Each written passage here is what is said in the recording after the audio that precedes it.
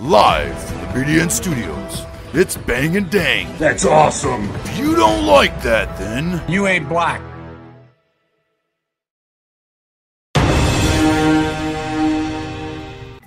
Welcome back to Outlaws and Gunslingers. We're your hosts, the Mouthy Michiganders. I'm Bang over here with Dang, and moving on to the third episode of Prohibition Era Outlaws and Gunslingers. This one's all about Lucky Luciano. Luciano. I'm saying Luciano. Luciano. Pretty sure it's Luciano. There's a disclaimer right at the beginning of this episode. There's a lot of Italian names on here, and we're gonna get a lot of them wrong because we don't speak Italian like Luciano. Right. We don't speak Italian, so we're gonna pronounce them the best that two white people can. Okay. Right. Don't get offended. Right. Don't say that. Oh, these guys don't know what they're doing. Well, it's not our fault that we're American educated. Okay. Yeah, but Lucky Luciano is responsible for what you know the mob to be to this day. The four families and the committee and all that good stuff. This guy is the one that is responsible for coming up with that and starting. Really, one of like the godfathers, if you want to say, of organized crime. When you think of organized crime, you got one guy to think, and it's Lucky Luciano. And you soon find out why. He was born Salvatore Lucania. I'll say so. On November 24th, 1897 in Salvatore Lucania. La Cara Fridi. I think I got that right. La Cara Fridi, Sicily, Italy. He was born in Sicily. Luciano's parents, Antonio Lucania and Rosalia Caparelli. Holy shit, stop this.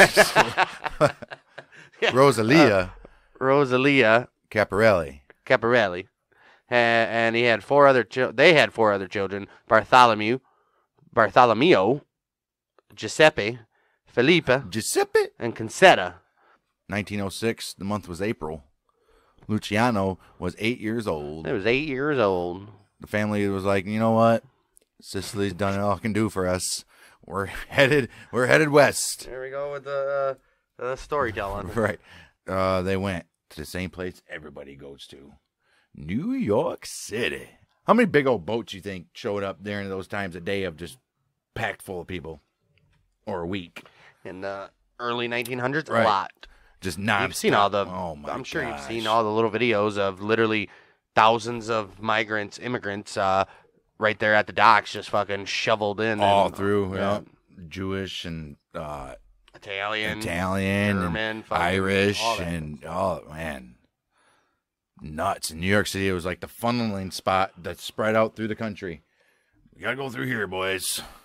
We gotta go see the big lady with the burning fire. What they say, the fire lady or some shit. Well, unless they were Indians or something, yes. Lady with fire. Fire lady. What's his name? What's that movie? What? With Tim Allen? Oh, Jungle to Jungle. What do they call him? Baboon. Fire. Baboon fire. And he gets I brought back fire. The little fire Statue of Liberty lighter. And everybody's like, huh? Nice. Fire from statue. Okay, yep. New York City, that's where they went. They were like, we're going to Manhattan, to the Lower East Side. Took it 30 minutes to get to that. Right. 1906 in April, the Luciano family moved to Manhattan to the Lower East Side. Yes. A popular destination for Italian immigrants, obviously. 14 years old, Luciano dropped out of school and started a job delivering hats. Okay. He earned $7 a week, which is fantastic. That's pretty good. However, it's $21 a month. I mean, that's $21 a month. $28 a month. My bad. 4 weeks in a month. Right. However, after winning $244 in a dice like, Mama, I'm rich. He's got like 6 months' pay. More than that. More than that. We're terrible at math. Let's see. 28. 28 times 12 is what? 200. Yeah, actually, it's about 9 months of pay. Luciano quit his job. Right. And then began earning money on the street. He's like, dice is going to make me $244. Right. That very same year, Luciano's parents sent him to Brooklyn. You're going to a truant school. The Brooklyn truant school. You said, you little bastard don't want to go to school. We're going to fucking send you over there. Boarding school or what? Like a military Pretty school. much. Yep. They're going to set his ass straight. He ain't going nowhere. Well, as a teenager, he started his own gang and was a member of the old 5 Points gang in New York. Unlike other street gangs whose business was petty crime, Luciano offered protection to Jewish youngsters from Italian and Irish gangs for 10 cents per week. Wow. Well, you figure 10 cents per week, how many people did he have paying that? So he probably made a few bucks a week. Poor Jewish. Italian and Irish really didn't do things together or get along. Except for beat up on Jewish people, apparently. That's terrible. Yeah, what are you going to do? And if the Irish and Italians got along, the Italians were the aggressors. That's or the upper hander guys. White on white crime. That's not true because Jewish ain't white. Irish work closely with the Italian or the American mob, I guess, but they were all Italian. I guess they put Jewish as white, but they're more of a brown Arabian or I guess something like that. You know, a little darker tint. They're not white. Middle white. Eastern. Yeah, Middle Eastern. But yeah, Irish. There's plenty of Irish people that were associated with the mob, and we'll find that out pretty fucking quick going forward. The Irish mob. I mean, come on. No, I'm talking about Irish people. Irish people affiliated with the mob. Right, but they can, the mafia. Right, but like I said, You ever seen The Irishman? but the Italians are always more. Of course. That's what I was saying. The Irish was there, but they could have. Well, other than protecting little Jewish kids from getting beat up for 10 cents a week, he was also learning the pimping trade in the years around World War I. He said, "Pimping ain't easy." I think he's the first one to coin that frame. Somebody got to do it. Pimping ain't easy. He also met pesky Meyer Lansky as teenagers. Maybe that Jay-Z song is about Lucky Luciano. You think so? P.I.M.P. That's 50 Cent. I don't know what you heard about me. But what's the one that Jay-Z sings? Big pimpin'. Yeah, big pimpin'. Big pimpin'. Yeah. Anyways, he met Meyer Lansky, who will be a major part in his life and also the criminal world.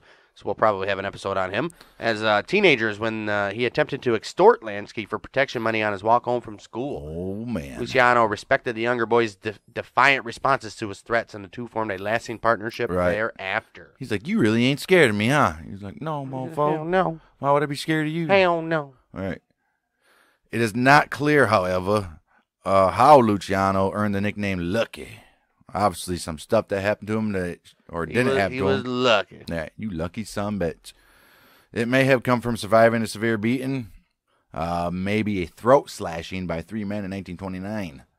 So he got whooped his ass, and then they slit his throat. They didn't do a very good job, did they? As a result of his refusal to work for another mob boss. So, like, I mean, that's some gruesome stuff, bud. And people talk about MS-13 and all that. Well, we'll get into them. They do. Right. They do some fucking gruesome shit. Right. The nickname may also be attributed to his gambling luck or to a simple mispronunciation of his last name. Luckiano. Right. I bet you a lot of people are like, Luckiano. That's lucky. Or Lacania, or whatever. I bet the last one there is it, or he's pretty lucky at gambling, or he should have died. Or he should have died. Could be a combination of this motherfucker is just lucky. His name is actually Lucky. Right. He's real lucky. Mm-hmm. Lucky 3X. Triple XL.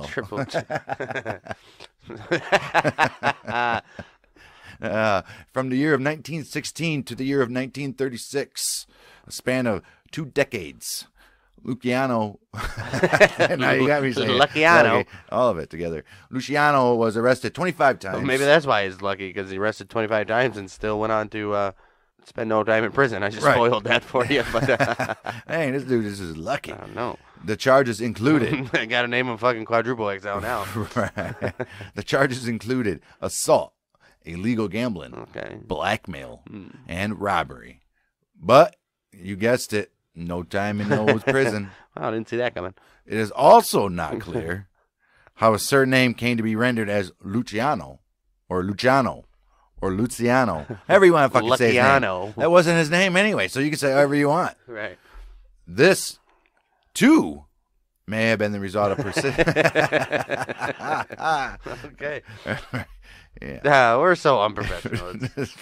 This, too, may have been the result of persistent misspellings or mispronunciations or fuck-ups by the Bang Dang Network. Right. Most notably. January 17th, 1920, the old dreaded 18th Amendment to the U.S. Constitution took effect. And here we go. And prohibition lasted until the amendment was repealed in 1933. 13 years dry. Besides politicians, the amendment prohibited the manufacture, sale, and transportation of alcoholic beverages. Demand for alcohol naturally continued, and the resultant black market for alcohol beverages. We know what prohibition is. Right? Come on now. Well, we were just at 1929. Now we're going back down to 1920. We're all over the place. It was discussing how he got his nickname. By the year of 1920. Lucky had met many future mafia leaders, including Vito Genovese, and Frank Costello, and his longtime friend and future business partner through the 5 Points Gang, which we all know about the 5 Points Gang. We will if you don't. That was Frank Costello's longtime friend, by the way. Yes, Frank. Yeah, right. We will know about the 5 Points Gang here shortly. You know Frank Costello? Frank Costello, yeah. That very same year, though, in 1920, and the Lower Manhattan Gang boss, Joe Masseria, recruited... Joe Masseria recruited Luciano as one of his gunmen. Around that same time, Lucky and his close associates started working for gambler Arnold the Brain Rothstein, who immediately saw the potential windfall of the prohibition. Obviously. Yeah. He educated Lucky on running bootleg alcohol as a business, as a business boy. Lucky, Frank Costello, and Genovese started their own bootlegging operation with financing from Rothstein. So he's in the business.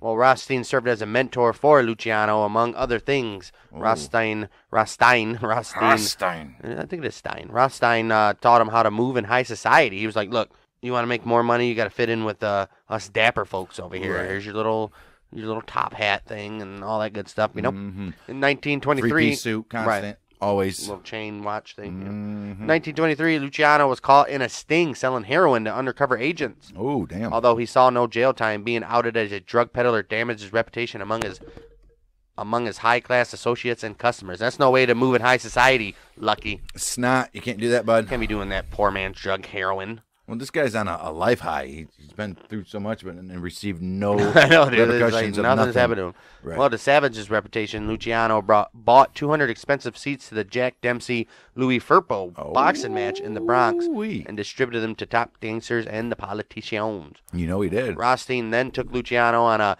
shopping trip to Wanamaker's department store in Manhattan to buy expensive clothes for the fight. Nice. The strategy worked, and Luciano's reputation was saved. By 1925, he was grossing over $12 million per year and made a personal income about $4 million per year from running illegal gambling and bootlegging in New York. That also extended into Philly. Goodness. 1925 with $4 million, this dude was like... He was balling. He wasn't no Rockefeller or anything like that, but he was balling. He was balling. Lucky soon became a top aide in Masseria's criminal organization. See how easy that is? In contrast to Rothstein, Masseria was uneducated, with poor manners and limited managerial skills. They're like, what the fuck can he do? Right. By the late 1920s, Masseria's main rival was boss Salvatore Marizano, who had come from Sicily. He come from Sicily to run the Castellammarese clan. Castellammarese. After one of the Masseria's lieutenants, Gaetano Riana, switched sides to the Marizano family, Masseria ordered Luciano to arrange Rihanna's murder.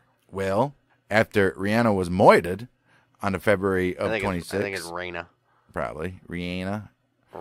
R-E-I-N-A, guys, so figure it out. Reina. After that name spelling was murdered on February 26, 1930, the rivalry between Masseria and Marizano escalated into the bloody Castellammarese War. I've heard my share of Italian last names for this episode already. Well, Masseria and Maranzano were so-called mustache Petes. Oh, no. What? Which meant older traditional mafia bosses who had started their criminal careers in Italy. They believed in upholding the supposed old world mafia, principles of honor, tradition, respect, and dignity. Yeah, that's when we say the start of organized crime. We say the start of organized crime in the United America. States, right? Well, this is, if anybody heard the intro, you know this is about the United States. Right. These bosses refused to work with non-Italians and were skeptical of working with non-Sicilians, Right. You can be Italian still, No. and I don't care. No, Sicilians were like the major, yeah. Mm-hmm. Some of the most conservative bosses worked with only those men with roots in their own Sicilian village. Luciano, in contrast, was willing to work with not only Italians, but also Jews and Irish gangsters, as long as there was money to be made.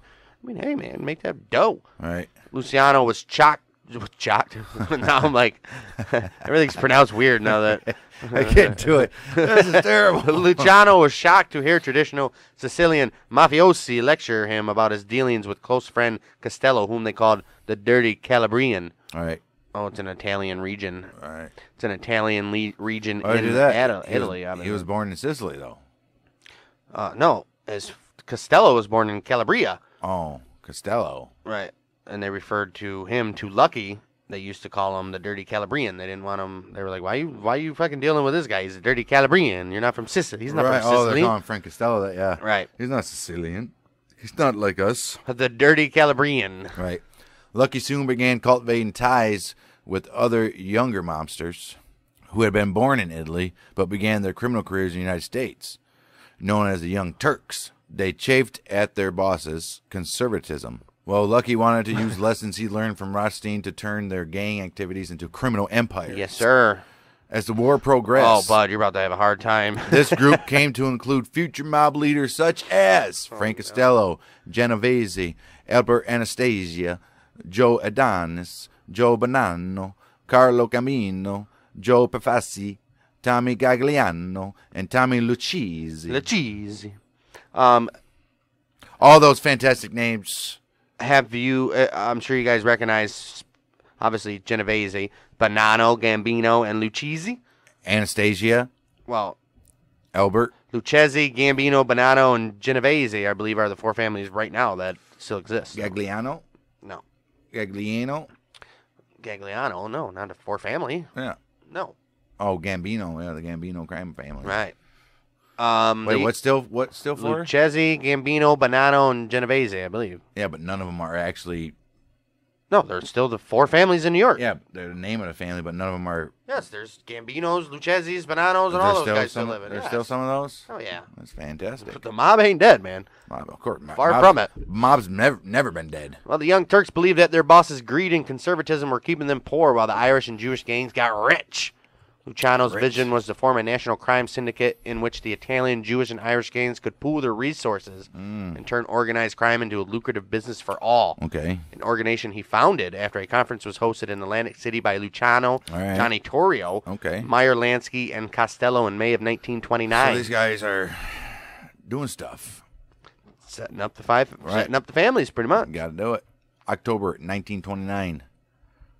Lucky was forced into a limousine at gunpoint by three men. This is the beating and stabbing that we discussed briefly earlier. Well, I was just about to say he was beaten and stabbed and strung up by his hands from a beam in a warehouse. That was in Staten Island. They did that. He survived. I didn't know you were. Right. I didn't know you were. What's his name? What's his name? What was his name? William Shatner. He was stabbed and strung up by his hands from a beam in a warehouse in Staten Island. In Staten Island. Yeah, that's what happened. He's in Staten Island though, hanging from a beam by his hands right now. Yes, we got but that. he survived that ordeal. Okay. And but he was forever marked with a scar and a droopy eye. Hey, old droopy eye. No droopy eye. Oh, scar droopy eye face. Oh, droopy eye Luciano. All right, droopy eye Luciano. The identity of his abductors was never established. He knows who it was. When picked up by the police after the beating, Lucky said that he had no idea who did it. Of course he did. However, 1953, Lucky told an interviewer that it was the police who kidnapped him. I believe it that could be true. Yeah. They beat him to a pulp in an attempt to find Jack Diamond, which they call Legs. He's got legs. If you guys don't know who Jack Legs Diamond is, maybe you'll know. wait a couple more episodes. Another story was that Manzano ordered the attack, Okay. which is So I mean, either of them. Again, we don't know. Right. We just don't know. In early 1931, Luciano decided to eliminate Masseria.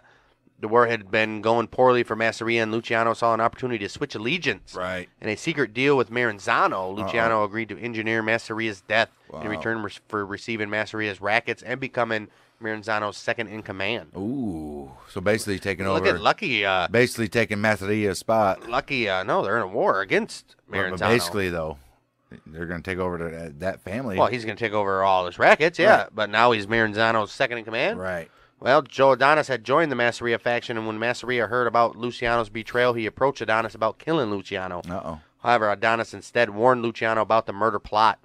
On April 15, 1931, Masseria was killed at Nuovo Villa Tamaro, a Coney Island restaurant in Brooklyn. So, looks like, Adonis sided with Luciano, huh? Luciano. How would he find out about the plans? Assuming similar to how Lucky found out about the plans as well against him. Somebody told fucking Somebody. Masseria, obviously. Yeah. But how'd they know? Clearly. How? What's clearly? You're not going to just go out and say it.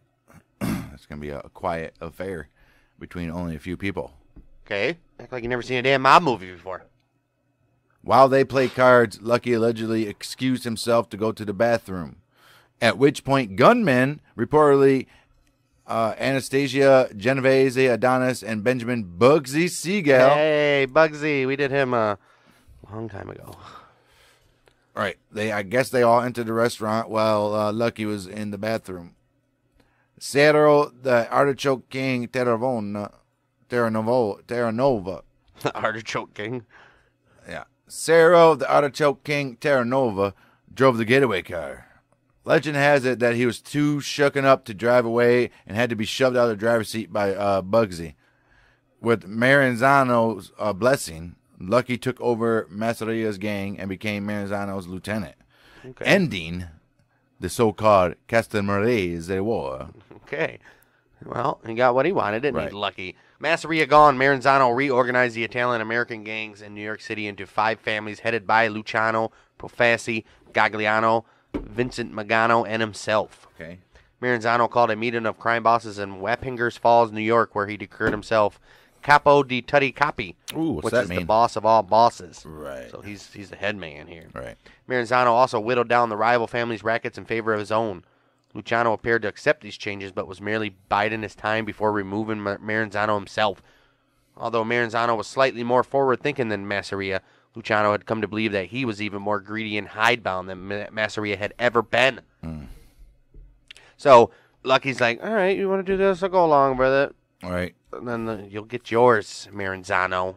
I mean, how dumb can Maranzano be? Obviously, I was saying 4 families this whole time, and it is 5 families, right, obviously. 5. So who's the 5th one nowadays? If you're a Maranzano, you got to believe that Lucky will soon come for your spot. You would think so. I mean, if you're any gangster, you got to assume somebody's coming for your spot. well, you see what this guy's willing to do. He took out Masseria. Who he was aligned with, right? And he ain't gonna stop because obviously you know who this guy is and you deal with him on a daily basis. He wants to be top. September 1931, Maranzano realized that Lucky was a threat. Like I said, Here we go. And he hired Vincent Mad Dog Cole, an Irish gangster. He was like, I want you to kill him. He had to hire somebody that was Irish or something else to kill an Italian. But that's not true because Italians murder each other all day. Right. However, Lucchese alerted Lucky. He said, dude, you're a marked man. He's like, what? They got a hit on me? They sure do. Fucking Southern Italian. On September 10th, Maranzano ordered Luciano, Genovese, and Frank Costello to come to his office at 230 Park Avenue in Manhattan. Damn, this dude had an office in Park Avenue in Manhattan. Nice. Well, convinced that Maranzano planned to murder them, Lucky decided to act first. He sent to Maranzano's office 4 Jewish gangsters, not 3, not 2, not 5, but 4, whose faces were unknown to the Maranzano's people. They had been secured with the aid of Lansky and Bugsy. Disguised as government agents, 2 of the gangsters disarmed Maranzano's bodyguards. No shit. I'm sorry. We're going to have to take your guns. Oh, shit. The other two, aided by Lucchese, who was there to point out Maranzano, they're like, he's right there, stabbed the boss multiple times before shooting him. This assassination was the first of what would later be fabled as the Night of the Sicilian Vespers. Okay, good for them. So, these Jewish guys went in here and just murdered the boss and nobody else. Yeah. All the guards around and nothing. What are they going to do? They were probably in the office, stabbed him, got out of there. Look how easy it was back then just to get to a boss.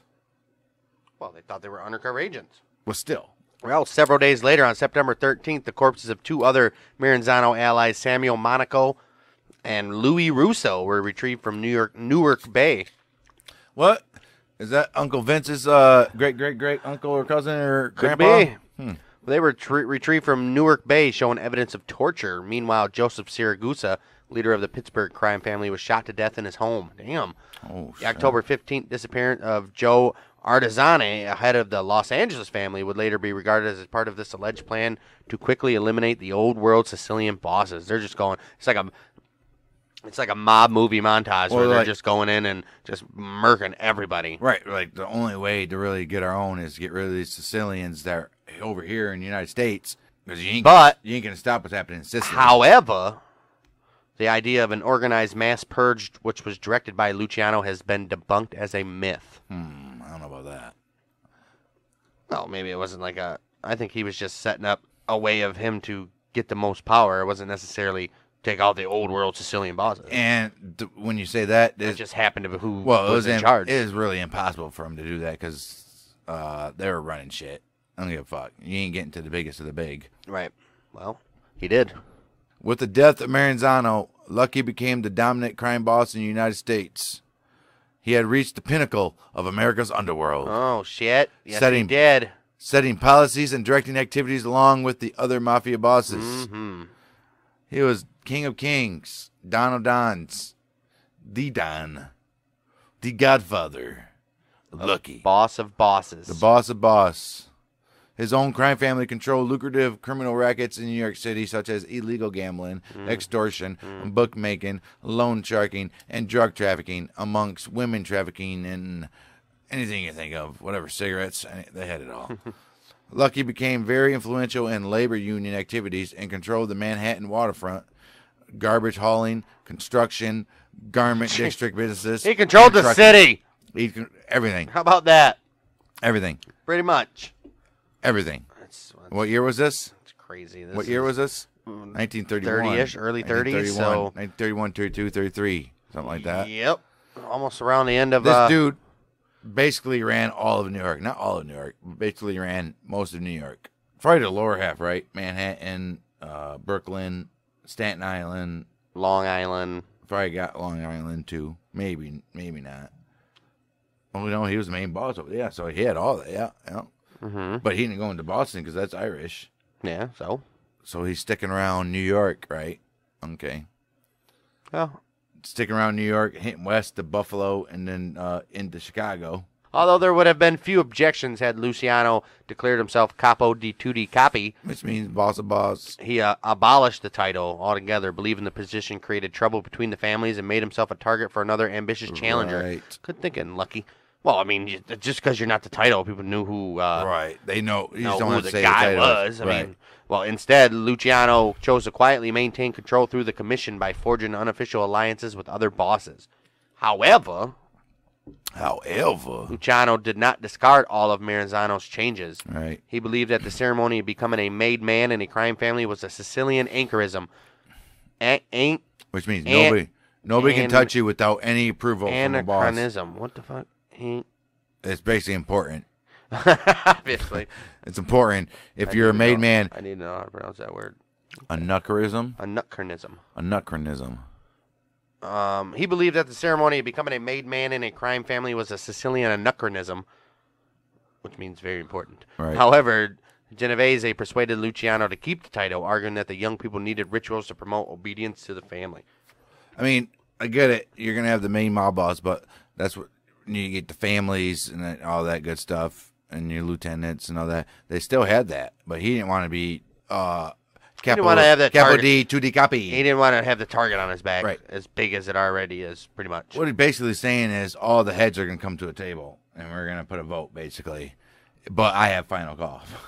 Pretty much. Right. Just don't say out in the streets that I am Capo D. Yeah, you know. Say you are. Luciano remained committed to omerta, which is the oath of silence, which protects the family from legal prosecution. Right. In addition, he kept Maranzano's structure of the 5 crime families in New York, which still happens to this day. Right. Well, Lucky elevated his most trusted Italian associates to high-level positions Of course. in what was now the Luciano crime family. Genovese became underboss, and Frank Costello, he became a consigliere. Consigliere. Right, consigliere. That's what it is. Right, consigliere. That's G is silent. That's What's what? That's Sill. Right. Adonis, Michael Trigger Mike Capella, Anthony Strollo, Willie Moretti. Willie Moretti. Oh, a Giovanni. Hey, I think we found a Giovanni. I bet it is. An uncle. Moretti. And Anthony Carfano all served as the capos. The capos, right? Yeah, captains, basically. Yeah, he's captain.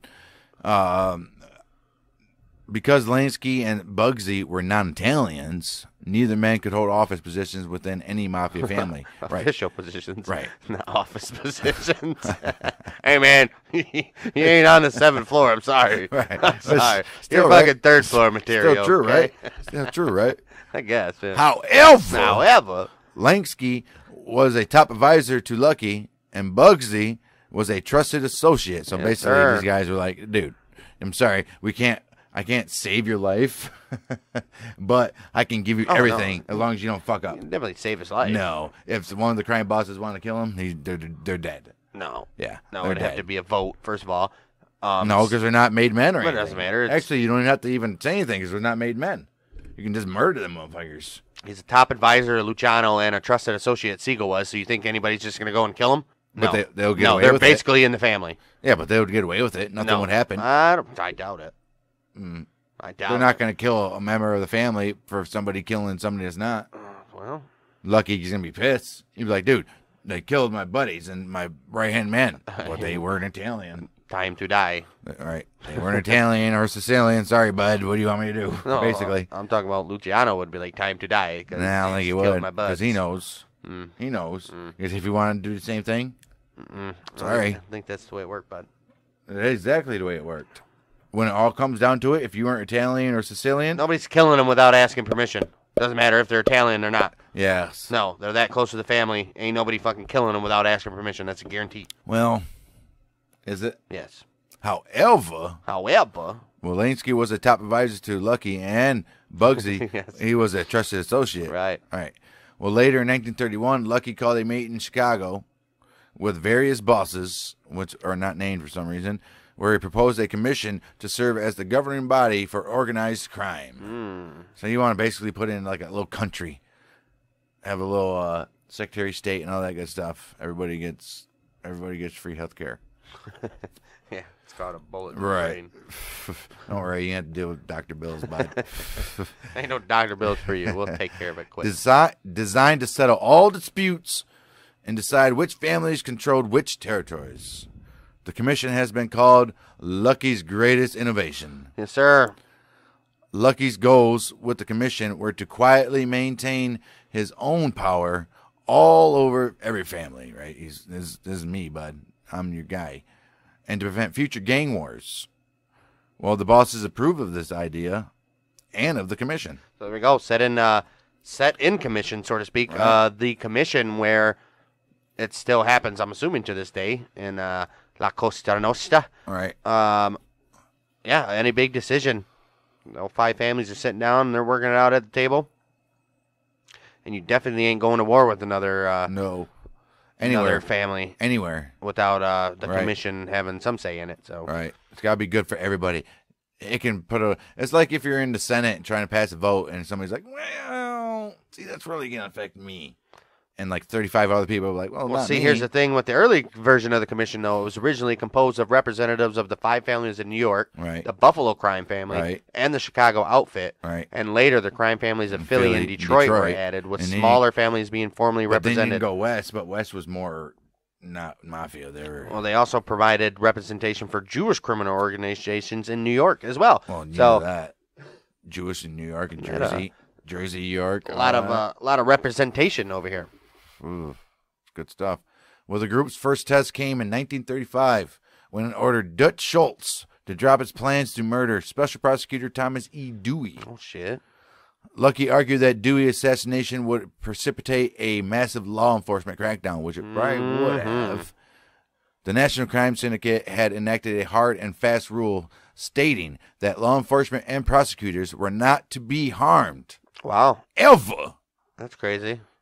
An enraged Schultz said he would kill Dewey anyway and walked out of the meeting. He said, I'm killing that sumbitch anyway. Killing him anyways. You guys can't tell me what to do. Right. Everybody knows who Moita Inc. is. Moita Inc. Well, everybody knows who the leader of the Murder Inc. is Albert Anastasia. He approached Lucky with information that Schultz had asked him to stake out Dewey's apartment over on 5th Avenue. And Lucky was like, we got to take this to the commission. Well, the commission heard it. They held a discreet meeting, and we're like, we're just going to discuss this matter, right? And Lucky's like, well, that was the plan. That's why I came to you guys. Well, how long do you think it'll take? Well, about 6 hours. Well, just after 6 hours of deliberations, the commission ordered Lepke Buckhalter to eliminate Schultz. Oh. That's what they came to. Like, we just got to get rid of him. It took 6 hours to come to that conclusion. Yeah, they probably didn't want to, to end somebody's life. You think they had, 6 hours? Is 6 hours long enough? You think they had, presentations? Right. This is why we should kill him, and this is why we This is why we shouldn't. Well, on October 23, 1935, before he could kill Dewey, Schultz was shot in a tavern in Newark, New Jersey, and succumbed to his injuries the following day. So, bye. Bye. You're gonna disobey the commission? I guess this is what happens to you. Free disobey. health care, bitch. Yeah. During the early 30s, Luciano's crime family... Got napped. He just got napped. Luciano's crime family started taking over small-scale prostitution operations in New York That was about City. That was going to happen. In June 1935, New York Governor Herbert H. Lehman appointed Dewey, a U.S. attorney, should have got him out of there, as a special prosecutor to combat organized crime in the city. With Dewey's assistant district attorney, Eunice? Eunice? Yeah, Unici? Is it Unici? Eunice. Eunice Carter led an investigation into prostitution racketeering that connected Luciano, the most powerful gangster in New York, to this prostitution network. Oh, shit. You should They have kept Dewey around. The old cause and effect. You should have taken him out, man. Well, Carter investigated the flow of money in New York and New Jersey prostitution network, and she began to build a case of prostitution racketeering founded on evidence from interviews and prostitutes and wiretaps. February 2nd, 1936, Dewey authorized Carter to raid 200 brothels in Manhattan and Brooklyn, earning him nationwide recognition as a major gangbuster. Who you going to call? We're going to call... Gangbuster. Dewey. Eunice Carter. Eunice Carter. Who can call Eunice Carter? Carter took measures to prevent police corruption from impeding the raids. Right. She assigned 160 police officers outside of the Vice Squad to conduct the raids, and the officers were instructed to wait on street corners until they received their orders minutes before the raids were to begin. 10 men and 100 women were arrested. Jeez. 100 women? Yeah, all the whores. Whores. Yeah, all the whores. However, unlike previous vice raids, the arrestees were not released but taken to court where a judge sets bails of $10,000. That's a lot of money. Which was far beyond their means to pay. You ain't getting. You guys ain't getting back out on the streets and running, not coming back in for your hearing and all that shit. You We're tired of it. Kidding. We're tired of it. Right. Well, Eunice Carter had built trust with a number of arrested prostitutes and madams, some of whom reported being beaten and abused by the mafia. She convinced many to testify rather than serve additional jail time. Yes, sir. By mid-March, several defendants had implicated Lucky. Oh, Lucky. 3 of the prostitutes implicated Lucky as the ringleader. Oh, shit. His top hat and... He was like, they're like, not only was he the ringleader, but he also made collections. Oh, no. You're the boss of all bosses and you're making collections? Right. Lucky Luciano's associate, David Battilio, was in charge of the prostitution ring in New York. Battilio. Betillo. Betillo. Betillo. Any money that Lucky received was Betillos. Right. Look at them all turning. Betillo. All turning state's evidence. Right. So they're all going against Lucky. The cops are forcing them to. I mean, when you got whores like that and they all go down, that's how many whores? 100? 100 to 10? Well, 10 guys? 100 they arrested. I don't know how many turned, but right. How many obviously of those 10 enough. guys turned, though? I bet at least one or two. Probably none. That's why the women were. All right. In late March 1936, Luciano received a tip that he was going to be arrested and fled to Hot Springs, Arkansas. You guys have heard of Hot Springs before? Al Capone liked to go there a lot. Unfortunately for him, though, a New York detective in Hot Springs on a different assignment spotted Luciano and notified Dewey. On April 3rd, Luciano was arrested in Hot Springs on a criminal warrant from New York. Uh-oh. He thought he was going to go relax in the Hot Springs and kick back and get the little gangster hideaway, but not this time. The next day in New York, Dewey indicted Luciano on his accomplices on 60 counts of compulsory prostitution. Luciano's lawyers in Arkansas then begin a fierce legal battle against extradition. They're like, we ain't sending him. You get arrested in Arkansas. Sorry, bud. Oni Madden, one-time owner of the Cotton Club, offered a $50,000 bribe to Arkansas Attorney General Carl E. Bailey to facilitate Luciano's case. However, Bailey refused the bribe and immediately reported it. Uh-oh. Lucky ain't coming so lucky no more, is he? All of it looks like his luck has finally ran out, old poor not-so-lucky Luciano. On April 17th, after all of Luciano's legal options had been exhausted, Arkansas authorities handed him to the 3 NYPD detectives for transport by train back to New York for trial. When the train reached St. Louis, Missouri, the detectives and Luciano changed trains. Well, during this switchover, they were guarded by 20 local policemen to prevent a mob rescue attempt. The men arrived in New York on April 18th, and Luciano was sent to jail without bail. Yep, and there you have it. Luciano's luck has officially ran out. All these whores that he was employing turned on him, and it's just crazy how fate has it. He could have had this Dewey guy taken out, and this guy's the one that puts him on the case and is responsible for Luciano going to jail. Ain't that about a bitch? On May 13th, 1936, Luciano's pandering trial began. Dewey prosecuted the case that Carter built against Luciano, this Dewey guy. He accused Luciano of being part of a massive prostitution ring known as the Combination. During the trial, Dewey exposed Luciano for lying on the witness stand through direct quizzing and records of telephone calls. Luciano also had no explanation for why his federal income tax records claimed he only made $22,000 a year, while he obviously was a wealthy man. You know he made more than $22,000. Obviously. Dewey ruthlessly pressed Luciano on his long arrest record and his relationships with well-known gangsters such as Masseria, Terra Nova, and Buckhalter. Ooh-wee. Oh, Lucky's luck ran out, man. Sitting in jail, now on trial. I mean, your luck's got to run out sometime, right? I guess so. June 7th, Lucky was convicted on 62 counts of compulsory prostitution. Jeez. June 18th, he was sentenced to 30 to 50 years in state prison. Shit. Along with Betillo and others. In his book, 5 Families, longtime New York Times organized crime columnist Selwyn Raab, Selwyn, first name, Raab last name. Yeah, Selwyn Raab. Right. He wrote that a number of scholars have questioned whether Lucky was directly involved in the combination. Oh, it doesn't matter. You got to put away for it. According to Raab, Uh-oh. there was evidence that Lucky profited from prostitution, and several members of his family ran a protection racket that ensnared many of New York City's madams and brothel keepers. Okay. So they weren't really running them. They were just collecting money, but basically running them, right? They were getting a major percentage of profits. Oh, he was definitely running it. But what this guy is arguing is he doubts that Luciano was directly involved, making drops and taking money, like I said earlier. Involved, right. Like I said earlier, why is he fucking taking money? Right. Why is he going and picking up money? I mean, this is stupid. Right. Well, however, Raab wrote, several mafia and legal scholars believed that it would have been out of character for a crime boss of Lucky's stature to be directly involved in a prostitution ring. Right. The boss of all bosses is doing legwork that nobody's would do for him, you know? Raab also wrote that the evidence Dewey presented against Luciano was astonishingly thin, and argued that it would have been more appropriate to charge Luciano with extortion. Obviously. However, Rob believed that Luciano's defense team erred and allowing him to take the stand in his own defense, opening the door for Dewey to attack his credibility on cross-examination. Yeah, you never let him take the fucking bench. No. At least 2 of Lucky's contemporaries have denied that Lucky was ever a part of the combination. In her memoirs, New York society madam Polly Adler wrote that Lucky had been involved with the combination. If he did, she would have known it. She was like, I would have known this. I'm a freaking memoir writer. She's a madam. Right. I'm a memoir writer. She writes memoirs.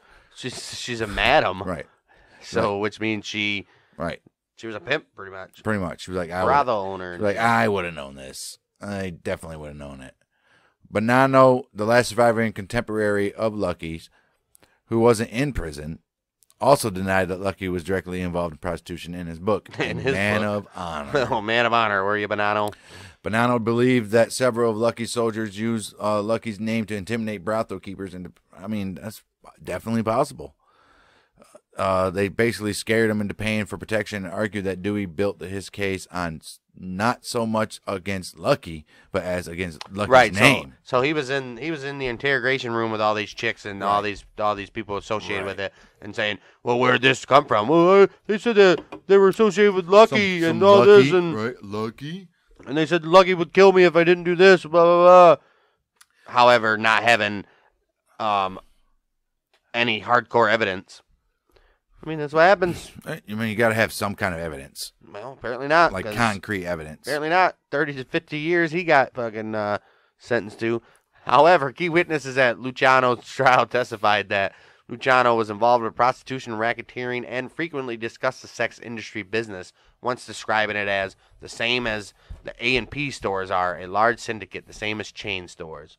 And ordering an underling to go ahead and crack the joint when a brothel fell behind in its kickbacks.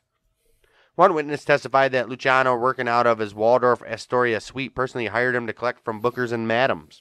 Maybe he was. Maybe he had a soft spot for running. I don't know what to fucking believe anymore. Right. He was just in it all. He had a hand in everything. But it is hard to believe that he wouldn't know anything about it. I don't know. Everything. It's still hard to believe that he would be directly. He could be so big. He could be so big and little shit happened that you ain't gonna know about. The stupid. But shit. These guys are saying that they personally took orders from him regarding the prostitution stuff. Well, maybe they did. Well, who knows? Lucky continued to run his crime family from prison. Of course. Relaying his orders through acting boss Genovese. However, in 1937, Genovese fled to Naples to avoid an impending murder indictment in New York. Lucky appointed his concierge, Frank Costello, as the new acting boss and overseer of Lucky's interests. So here comes Frank Costello. Oh, Frankie gets his opportunity here, huh? Mm-hmm. Well, Luciano was first in prison at Sing Sing Correctional Facility in Ossining. Are we in fucking China? Ossining, New York. The Sing Sing Correctional Facility. Ossining. However, later in 1936, authorities moved him to Clinton Correctional Facility in Dannemora, a remote facility far away from New York City.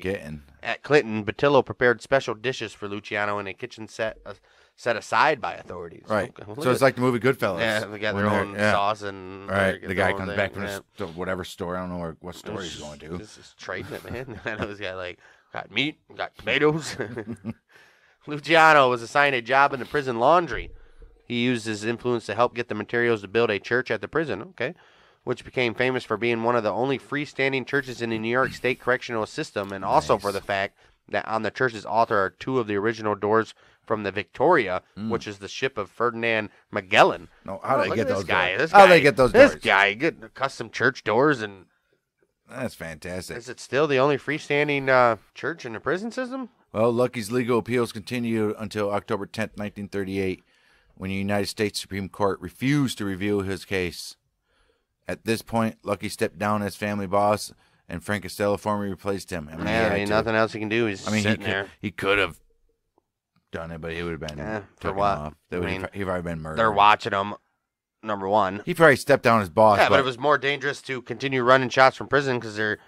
Yeah, they're tapping everything he says on the phone. They're tapping. Right. They're watching him under close review when people come in, and it's just too risky. He stepped down as boss as the world, but he is boss in prison. Seriously. Well, of course. He's the boss in prison. Yeah. During World War II, the U.S. government struck a secret deal with the imprisoned Luciano. 1942, the Office of Naval Intelligence was concerned about German and Italian agents entering the U.S. through the New York waterfront. Who better to know than Lucky? Right? Well, they also worried about sabotage in these facilities, knowing that the Mafia controlled the waterfront. Okay. Look at that old waterfront came back to their advantage, huh? Yeah. The U.S. Navy contacted Lansky about a deal with Luciano. To facilitate negotiations, he was transferred to Great Meadow Correctional Facility in Comstock, New York, which was much closer to New York City. He gave up his leadership, but yet the own United States government was like, yeah, Frank Costello, you're not the boss. We need to talk to Lucky. Yeah, but I'm sure they approached Frank, and he was like, Frank or whoever, and they were like, the only way I'm doing it is if you help out Luciano. Right, you asked Lucky, but really, Lucky knew more than Frank Costello did. Not only that, but I'm sure that's what they probably said. I'm not helping you to get my boy out of prison. Right. You get Frankie out. I mean, you get a Lucky. I mean, still. I didn't think about that. His name is Charles. Yep. Chucky Lucky. he still is lucky till this day, because look at, he was supposed to spend 50 years in prison, and now the United States government come and bail him out. Any other person spend 50 years in prison, they're staying 50 years in prison. Well, good behavior, get out in 45. The Navy, the state of New York, and Lucky, they reached a deal. In exchange for commutation of his sentence, Lucky promised the complete assistance of his organization and provided intelligence to the Navy. Ooh, he's doing what he should never, ever do. Why? This is for the war. Anastasia. This is for the war. It's not like he's providing information on other gangsters and shit. Right, I guess, yeah, that's true. But you still never work with the enemy, man. How about for the war? The Navy in the state of New York is the enemy. I don't know why he would be helping out. He's not American. Yeah, he's Italian. And they're looking for Germans and Italians. Who right. Mussolini and shit was. That's what I'm saying. They're doing shit. Right. Maybe he was against Mussolini and all that. He might have been. Most likely was. Anastasia, a Luciano ally who controlled the docks, allegedly promised no dock worker strikes during war. He was like, no, my dock workers will not strike. They will still go on. In preparation for the 1943 Allied invasion of Sicily, Lucky allegedly provided the United States military with Sicilian Mafia contacts. All right, so that's even better. Bring somebody to help you. We're going to have to look into this. Yep. This collaboration between the Navy and the Mafia became known as Operation Underworld. Yeah. Operation Underworld is our next episode. That's going to be fantastic. Wait a minute. So you're telling me, how did I not know this? The Navy and the fucking mob. Sicilian mob worked together? It was the cooperation of Italian and Jewish organized crime, and from 42 to 45 to counter spies and saboteurs along the it was the northeastern seaboard. Italian and Jewish. The value of Luciano's contribution to the war effort is highly debated. Highly debated. 1947, the naval officer in charge of Operation Underworld discounted the value of his wartime aid. And he's like, really, what did he do? That's what he said. What did he do? A 1954 report ordered by now Governor. Look at Dewey. Yeah, look at Dewey. Oh, fucking Dewey. Governor Dewey. Deputy Dewey. Deputy Dewey. He stated that Lucky provided many valuable services to the naval. Well, see, now why would Dewey say that? When he was out to get him, he's the one that put him away in the first place. Well, was he out to get him? Of course he was. Right. The enemy threat to the docks, Lucky allegedly said, was manufactured by the sinking of the SS Normandy in the New York harbor, supposedly directed by Anastasia's brother, Anthony Anastasio. Oh. He was his they're saying, Lucky's saying that they purposely sunk the SS Normandy. Right. To make it believe that there was going to be a threat by the Germans and the Italians. Yes. That was their way of working with the Italians. Oh, that was their excuse. That was their way to get Lucky out of prison? What's going on there? That was the whole excuse to how this could happen. Right. Yeah. Look at those guys, smart little cookies they are. However, the official investigation of the ship sinking found no evidence of sabotage. On January 3rd, 1946, as a presumed reward for his alleged wartime cooperation, Dewey reluctantly commuted Luciano's pandering sentence on condition that he did not resist deportation to Italy. Luciano accepted the deal, although he still maintained that he was a U.S. citizen and not subjected to deportation. That was just in the papers just to say that he was never getting deported. February 2nd, 1946. Two federal immigration agents. You want to think again? Right. February 2nd, 1946. Two federal immigration agents transported Lucky from Sing Sing prison to Ellis Island. That's in New York Harbor, if you guys don't know. Right. For, you guessed it, deportation proceedings. Sure did. February 9th, the night before his departure, Lucky shared a spaghetti dinner on his freighter with anesthesia and 5 other guests. Has his own freighter? Right. Jeez. 10th of February, Lucky's ship sailed from Brooklyn Harbor, from the Brooklyn Harbor for Italy on the 10th of February. 28th of February, 18 days later. 17 days later. Well, still 18. 17 and a half. That's 18 days. Right. Fuck off. 18-day voyage. Lucky's ship arrived in Naples, Italy. All right. On arrival, Lucky told reporters Damn, so this dude had a reporters going with flock him. of reporters right. waiting for him at the port. There's got to be like letters and shit. People are on that boat. There's got to be missed stories somewhere. What happened on the boat in 17 days? I mean, what did they do? They come on. gambled and drank, probably. Right. That was fucking good stories. He probably ran an old mob boss for 17 days. The whole mob thing. He ran everything.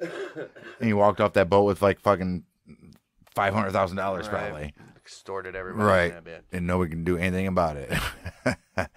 On arrival, Lucky told reporters, yep, guess what, guys? What are you going to do now, Lucky? Well, I'm probably going to reside in Sicily. Yeah. They're like, we knew you would. We knew you would. In October 1946, Lucky secretly moved to Havana, Cuba. Oh. Luciano took isn't that bold? An Italian going to Cuba? Why? Why? It's only the 40s. Yeah, I think. When's the Cuban Revolution? All right. When was that? Around this time, right? In the 50s, I think it was. 50s, 60s, Yeah. wasn't it? In October 1946, he moved to Havana, Cuba. He first took a freighter from Naples to Caracas, Venezuela, then flew to Rio You went to de Janeiro. Venezuela? Well, Man. then he went to Rio in Brazil. He then flew to Mexico City and doubled back to Caracas, where he took a private plane to Camagüey, Cuba, finally arriving on October 29th. So he took extra precaution to make sure the authorities didn't know where the hell he was going. Right. He was then driven to Havana, where he moved into an estate in the Miramar section of the city. His objective was to be closer to the U.S. so he could resume control over the American Mafia operations and eventually return home. I don't think it works like that. Don't think it works like that, Lucky. Lansky was already established as a major investor in the Cuban gambling and hotel projects. So look at Lansky's already there. Obviously, right. 1946, Lansky called a meeting of the heads of the major crime families in Havana that December. Dubbed the Havana Conference. The Havana Conference. The ostensible reason Ostensible. right, was to see singer Frank Sinatra. They're like, we want to see old Blue Eyes. Old Blue Eyes up there. We want to see him. We give him all the women. He was Italian, so. We give him all the women and alcohol that he wants and drugs. We could probably go into a backstory on Frank Sinatra and his ties to the mob, because obviously he had definitely dealings with the mafia. Outlaws for and sure. Gunslingers. Guess what, guys? You just heard a new show right here. You heard it first. Frank Sinatra will be part of the Prohibition era. Doubt it. However, the real reason was to discuss my business with Lucky Luciano. In attendance, right. Right. They wanted him there, though. Right. We can't do Right. mob business without Lucky. Right. You're going to be here, bud. Right. The 3 topics under discussion were the heroin trade, Okay. Cuban gambling, All right. and what to do with Bugsy. What do we do with Bugsy? That Flamingo Hotel is not working. It's floundering. It's floundering out there in Las Vegas. We need to really get out to the west. We need to get out to the west, Lucky. And, Bugsy isn't happening. The conference took place at the Hotel Nacional de Cuba and lasted a little more than a week. A little more than a week, bro. I don't know. Can you give me like 5 or 6 days to deal about this? Bring in all the whores you can, because we're going to be here for a while.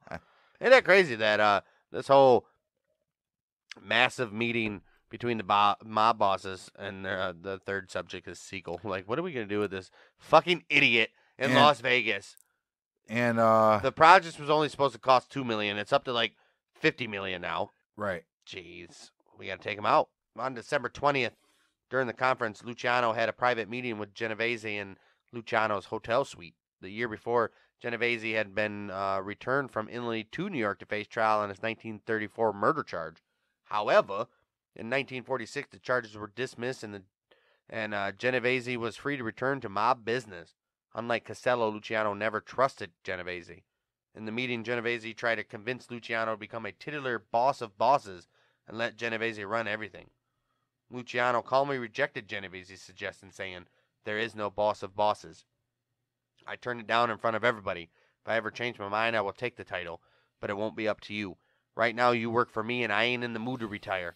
Don't you ever let me hear this again, or I'll lose my temper there, Ooh. Genovese." Ooh. Well, soon after the conference began, the United States government learned that Lucky was in Cuba. Lucky had been publicly fraternized. Why can't he go to Cuba? I don't get it. Is he not allowed in Cuba? He just got extradited from the United States. Who cares if he goes to any other countries? Right. Unless that was part of his condition. Can't leave Italy. Right. Well, Lucky, we don't know. Lucky had been publicly fraternizing with Sinatra, as well as visiting numerous nightclubs. So his presence was no secret in Havana. Right. The United States started putting pressure on the Cuban government to expel him. They're like, you need to expel him. A Cuban government leader, there's a guy named Lucky Luciano that's dwelling in your area. You need it. You need to get your best interest to get rid of him quick.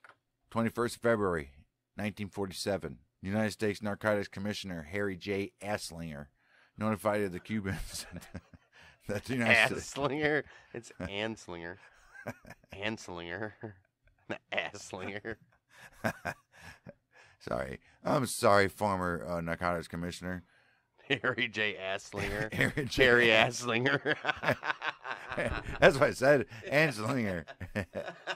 Harry Asslinger. Harry J. Anslinger. Right? Anslinger. Yeah. Anslinger. Right. He notified the Cubans that the United States would block all shipment of narcotic prescription drugs. Well, Lucky look at these guys denying Cubans medical. We will kill our own Americans. Oh, I'm thinking the Cubans are sending the United States drugs. Why would they do that? That's stupid. Oh, the U.S. said, obviously, as long as he's there, we're not going to give you guys any prescription drugs to treat all your sick. Right, I get it. Well, that's how fucked up the United States is. I'm going to hurt your people just because one guy's there. One guy's there. Well, 2 days later, the Cuban government announced that Lucky was in custody and would be deported to Italy within 48 hours. Lucky was placed on a Turkish freighter that was sailing to Genoa. It looks like the United States got their way because after Luciano's secret trip to Cuba, he spent the rest of his life in Italy. Genoa? Genoa. Or Genoa. Genoa. But after that secret trip to Cuba, he spent the rest of his life in Italy under tight police surveillance. When he arrived in Genoa on April 11, 1947, Italian police arrested him and sent him to a jail in Palermo. Why? He probably wasn't allowed to leave the country. Right. On May 11th, a regional commission in Palermo warned Luciano to stay out of trouble and released him. They said, I'm telling you what, motherfucker. Right. I'm telling you what. 2 years later, they still made him stay there for 2 years. They arrested him on April 11th and released him on May 11th. No. Yes. What was the 1940? Oh. Sorry, I was reading ahead. Right. That's what got me. When the one time you read ahead. Right. In early July 1949, there 2 years later. Right. Police in Rome arrested Lucky on suspicion of involvement in the shipping of narcotics to New York City. Oh, jeez. July 15th, after a week in jail, police released Lucky without filing any charges. The authorities also permanently banned him. It's a hell of a system where you keep somebody in jail without charging them. Right. Well, then they were like, dude, you're banned from going to Rome. You just can't do it. He was like, whatever, bitch. 9th of June, 1951, he was questioned by Naples police on suspicion of illegally bringing $57,000 in cash and a new American car into Italy. What? You can't bring $50,000 in cash? Not illegally, obviously. Cash? No, you can't illegally bring it. What do you mean illegally? They knew what it was from. You can't carry cash across country borders, and it's illegal. Well, it's so bad. I think they're saying the cash was from America and the car, obviously. The cash? So what? Cash is from America. They know what it's from. So what? Was cash from different countries illegal to get? It's nothing illegal. Somebody sent me $57,000. They know what it's fucking from. How do they know where it's from? Come on. Maybe the car gave it away. Like everybody doesn't know who Luciano is by now. Right. He should have just got the $50,000 in cash. Or like 2 weeks before he got right. the car. You probably shouldn't even have a car imported to a freaking country. Just send a car if you can. But what was the car? I'm curious. It was 1951. What do you think the car was? 1951. Probably Cadillac. It was probably a Cadillac or probably a Ford. 1951. It was probably a Ford. Right, or a Rolls Royce. Good. Well, Rolls Royce is an American, so. All right. They're not sending that from America. Sure ain't. American cars, so it's probably definitely a Ford, Dodge, or something. Chevy.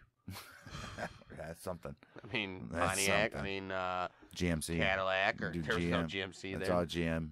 Either or. He spent 20 hours of questioning. Police released him without any charges. In 1952, the Italian government revoked Luciano's passport after complaints from U.S. and Canadian law enforcement officials. They're like, come on, man. This guy's going to try to get back in our countries. Right. On November 1st, 1954, an Italian judicial commission in Naples applied strict limits on Luciano for 2 years. He was required to report to the police every Sunday, to stay home every night, and not to leave Naples without police permission. Nice. Damn, this dude was like... down. That's right. The commission cited Luciano's alleged involvement in the narcotics trade as the reason for these restrictions. Oh, shit. These motherfuckers were imposing lockdowns before lockdowns. Right.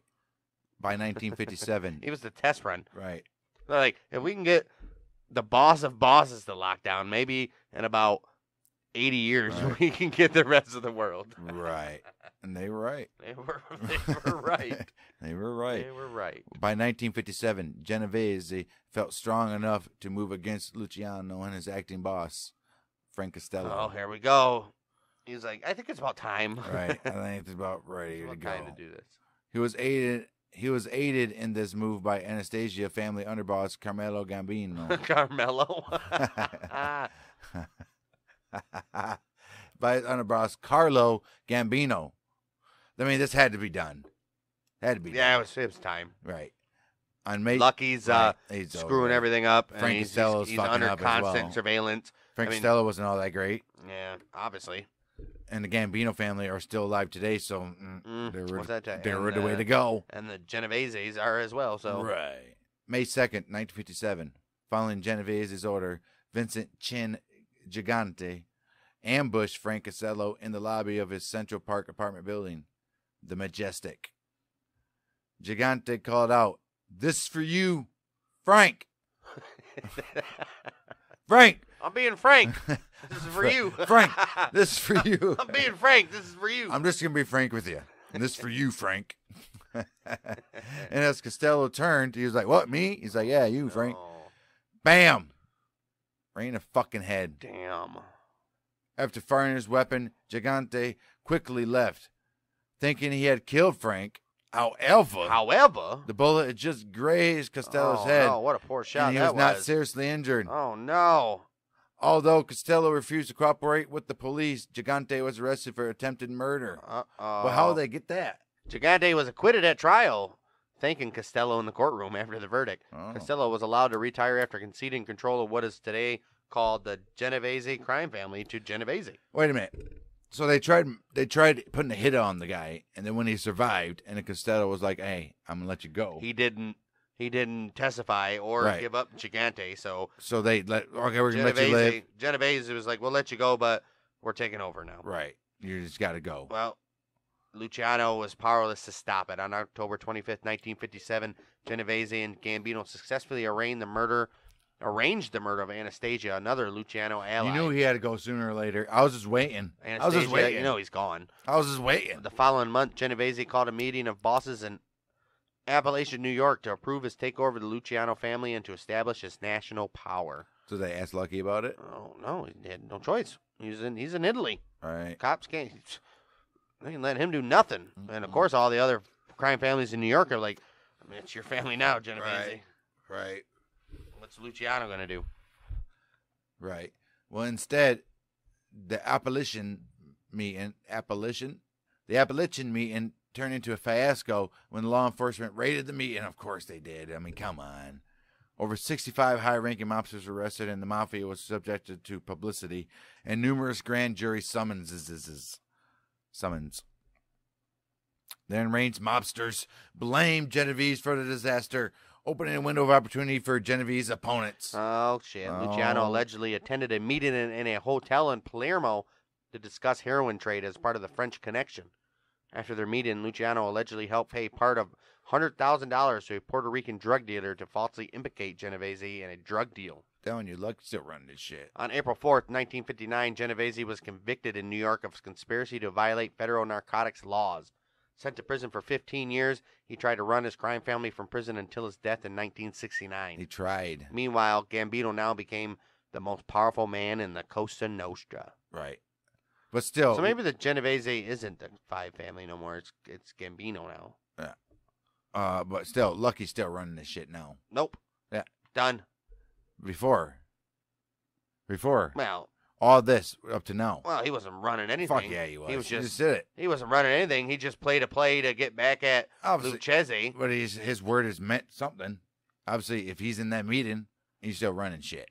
Well, he allegedly attended. We don't know that. We don't know that. No, he did. We don't know that. He's still running We don't know that. Well, January 26th. And it comes to an end. He ain't running nothing now. Right. January 26th, 1962. Lucky Luciano dies. Heart attack. He's at the Naples International Airport. He had gone to the airport to meet with American producer Martin Gosch about a film based on his life.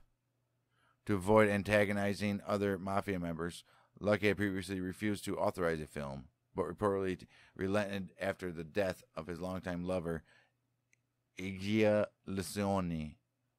Igea. I-G-E-A. After the meeting with Gosch, Lucky had a heart attack and died. He was unaware that Italian drug agents had followed him to the airport in anticipation of arresting him on drug smuggling charges. Wow. This motherfucker is about to be arrested. Did he really have a heart attack, or did something happen to him that forced him to have a heart attack? Right? Right. Well, 3 days later, 300 people attended a funeral service for Luciano in Naples. His body was conveyed along the streets of Naples in a horse-drawn black hearse. With the permission of the U.S. government, Luciano's relatives took his body back to New York for burial. He was buried in St. John's Cemetery in Middle Village, Queens. More than 2,000 mourners attended his funeral. Gambino, Luciano's longtime friend, gave his eulogy. In 1998, Tom. Who the fuck is Tom? And why is he so important? Right. In 1998, Time characterized Luciano as a criminal mastermind among the top 20 most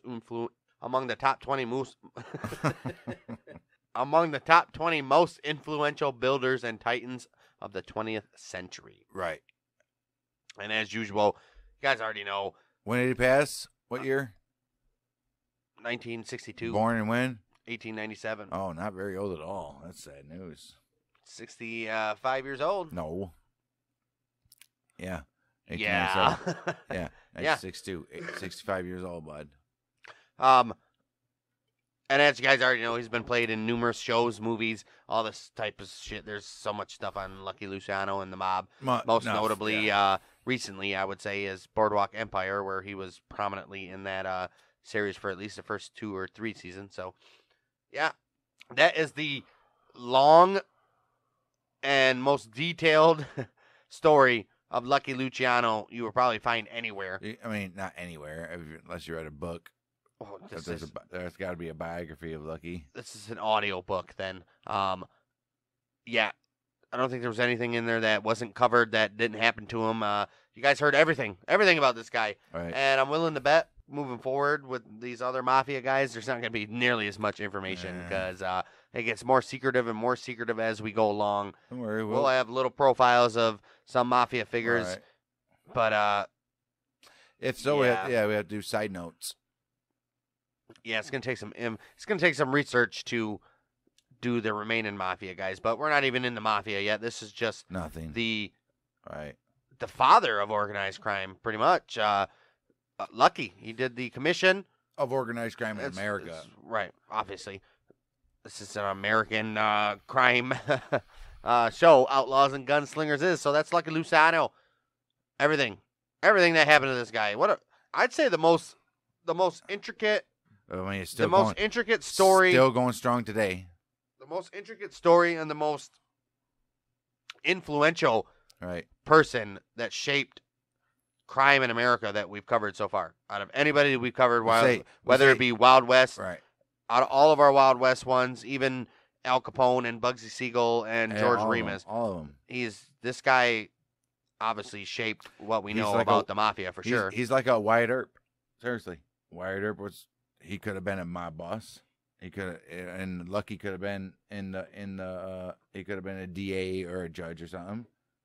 I think they both were, because Wyatt Earp What? I think they both were like instrumental in their times. You know what I mean?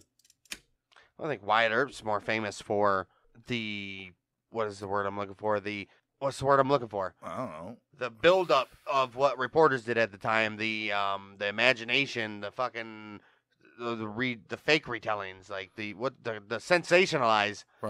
sensationalizing of the Wild West era. But this guy's doing it in the 40s, 50s, 30s, 40s, 50s, and 60s. Yeah, this is well documented. And this happened. All eyes on me. This is recent history shit right here.